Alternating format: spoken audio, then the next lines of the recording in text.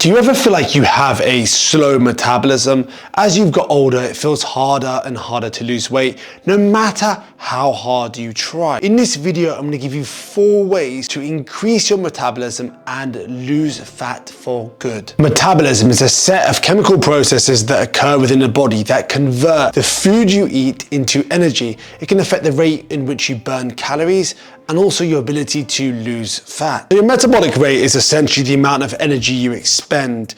Increasing your metabolic rate offers several benefits, including enhanced enjoyment of food without the fear of weight gain and accelerated fat loss without the need for excessive dieting or intense exercise. So not only that, but a higher metabolic rate will actually make it far easier for you to maintain your results in the long run. So let's dive into 4 ways in which you can increase your metabolism. The first one, you probably guessed it, resistance training. There are 2 main benefits when it comes to resistance training. The first one is you actually burn more calories. According to this study, your metabolism can stay elevated for up to 38 hours after a resistance training session. This is due to something called EPOC, or excess post-exercise. Simply put, the amount of oxygen your body needs to recover from a workout and return to a resting state. Research shows that the increase in metabolic rate can be anywhere between 4 to 12% post-workout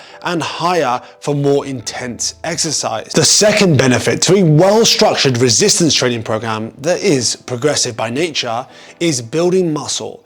And building muscle, just muscle in general, is more metabolically active than fat, meaning that you'll burn more calories keeping that muscle than you would like fat tissue, for example. 1 pound of muscle burns around 6 to 10 calories a day, while 1 pound of fat only burns 2 to 3 calories per day. Number 2, bet you thought I wouldn't say this, eating more food. This is not a hall pass or some ticket to overindulge. This means supplying your body with the calories and nutrients it needs to operate effectively. And you want to also make sure that you have enough calories to support muscle tissue, which, like I said, is going to be more metabolically active. If you're preserving muscle as you're losing body fat, you're going to maintain your metabolism a lot easier. And if you're building muscle while losing body fat, you're going to elevate your metabolism. When you consistently consume too few calories, your body perceives this as some form of starvation, like a threat. And what it does is slows down your metabolic rate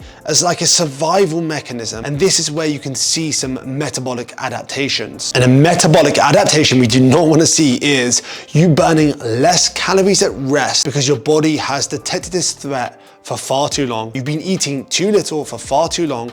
So now it's actually burning less calories at rest. Technically, your metabolism has slowed down. This results in less fat loss, and although consuming more food doesn't directly boost your metabolism, it just ensures you're not undermining any of the other steps you're taking to actually enhance your metabolism, and it protects your metabolic health in the long run. Number 3 is making sure you're eating enough protein. One study actually found that the excess energy from protein actually led to 260 more calories burnt per day. This effect seemed to be unique to protein, as excess energy from fat did not increase energy expenditure. Another study found that there's a clear metabolic advantage to consuming a higher protein diet. You're probably wondering, wait, how does protein do this? Protein is metabolically expensive. All this means is that protein requires more calories for digestion. This is known as the thermic effect of food. Protein, to a point, has the highest thermic effect of food amongst all macronutrients, 20 to 30% compared to 5 to 10% for carbs and 0 to 3% for fat. An interesting side note is protein actually also increases the metabolism in your kidneys and liver as they metabolize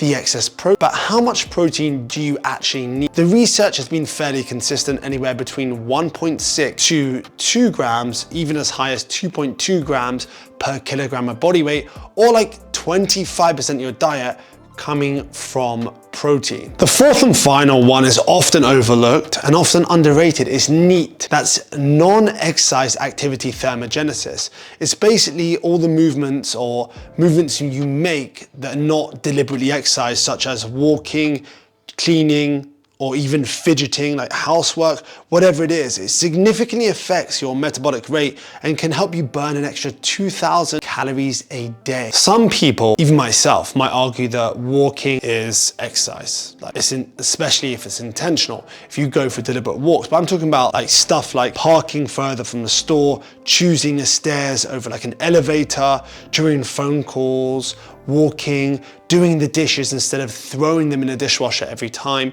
just moving as much as you can throughout the day. Improving your NEAT is the simplest and fastest way to improve your metabolism. It may not be as sexy as like a HIIT workout or like some sprints or something similar, but it's gonna go a long way in helping you burn more calories without taxing your recovery in any way. So it means it's doable daily. It's not gonna drive you to the wall or drive you to an injury. I don't remember the last time I heard someone get injured while doing the dishes, but you get what I'm saying. You can easily incorporate this into a day and burn a lot more calories. So there we have it. 4 ways you can boost your metabolism, 4 ways that are easy to implement and that will go a long way in transforming the way you look and feel, and most of all, helping you actually keep those results in the long run. If you enjoyed this video, hit that thumbs up. Any questions at all, comment below. Deeper questions, feel free to send me a message on Instagram. Hit that subscribe button if you haven't subscribed already. Have the best day ever, and we'll talk soon.